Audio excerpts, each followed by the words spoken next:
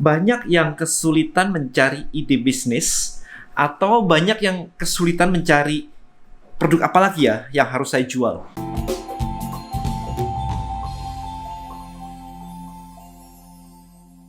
Guys, tadi malam saya barusan ada acara LBM Talk. Nah, salah satu diskusinya yang cukup menarik adalah banyak yang kesulitan mencari ide bisnis atau banyak yang kesulitan mencari produk apa lagi ya yang harus saya jual. Nah, jadi itu yang menjadi problem terbesar bagi teman-teman yang kemarin. Nah, saya pengen share di sini gimana sih caranya berpikirnya, kerangka berpikirnya sehingga Anda lebih mudah, bukan mudah ya, lebih mudah dalam menentukan Anda itu mau jualan apa sih sebenarnya. Karena pertanyaan banyak orang selalu kayak, saya mau jualan apa? Saya mau jualan apa? Gitu kan. Sometimes bahkan kita sudah punya, misalkan kita punya satu produk nih, ceritanya kayak gini nih. Problem berikutnya adalah, jualan apa lagi?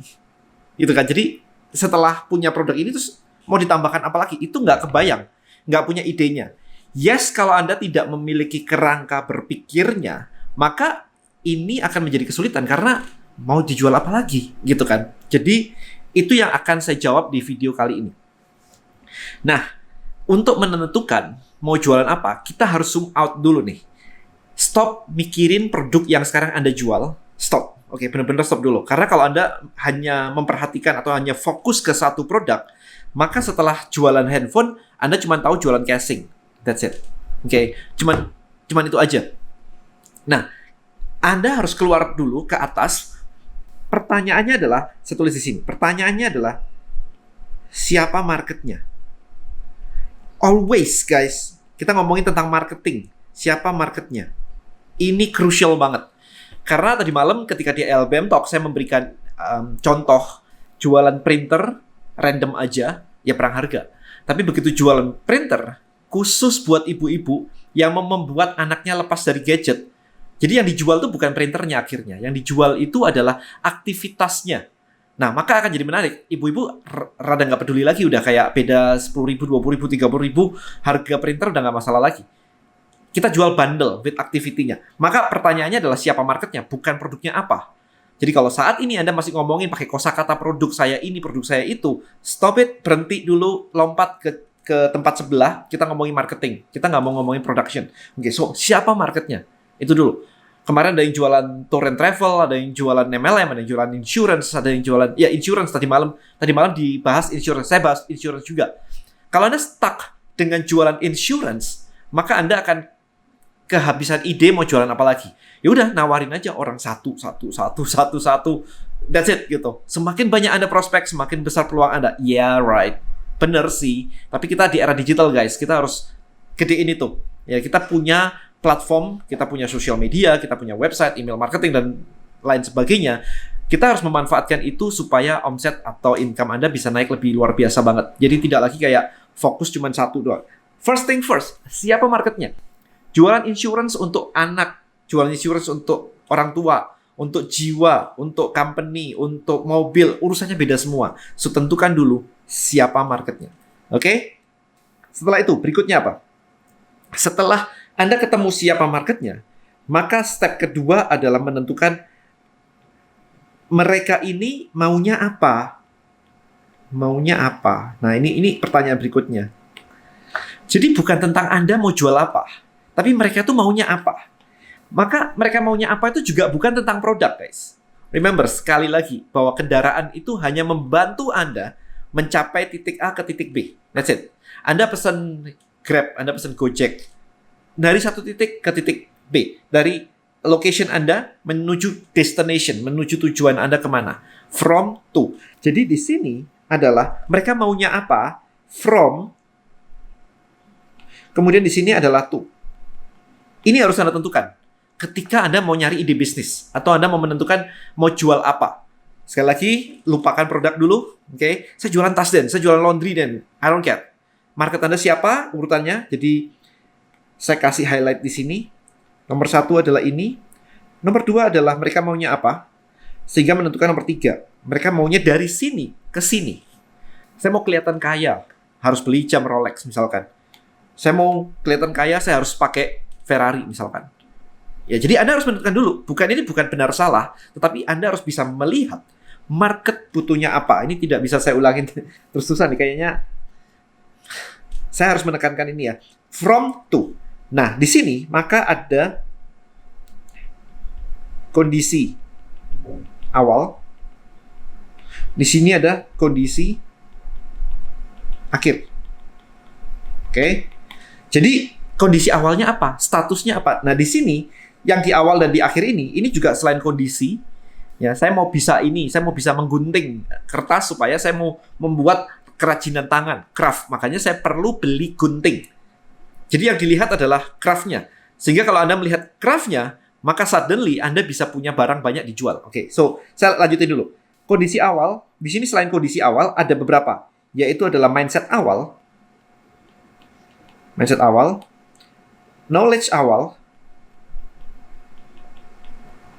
kemudian belief awal. Menuju ke sini sama ya, di sini juga ada mindset akhir, kemudian ada knowledge akhir, dan ada belief akhir. Ini. Jadi Anda harus paham juga nih, selain cuman kondisinya, mindset dia itu sekarang apa sih mindset dia? Knowledge-nya dia apa sih? Belief-nya dia apa sih? Yang harus diubah menjadi kondisi akhir, mindset akhir, knowledge akhir, belief akhir. Nah, ini perubahan inilah bisnis Anda. Jadi di sini Anda baru menentukan nih. Kalau misalkan tadi Anda jualan gunting gitu. Ini barangnya kan. Gunting mau jualan apa lagi? Dan it's just scissor, gunting gitu. Maka Anda harus zoom out dulu. Marketnya siapa? Craft misalkan. Orang-orang yang suka membuat craft, handcraft gitu. Oke, menarik nih. Berarti kalau handcraft, mereka maunya apa? Nah, ini yang kedua kan. Mereka maunya apa? Mereka maunya adalah untuk bisa membuat handcraft, kembang, bros, whatever kayak gitu. Oke, so from-nya apa to apa? From nggak bisa jadi bisa, atau baru belajar atau apa? Di sini Anda tentukan. Maka di sini Anda selain jualan gunting, physical product, Anda tiba-tiba juga bisa jualan apa? Course.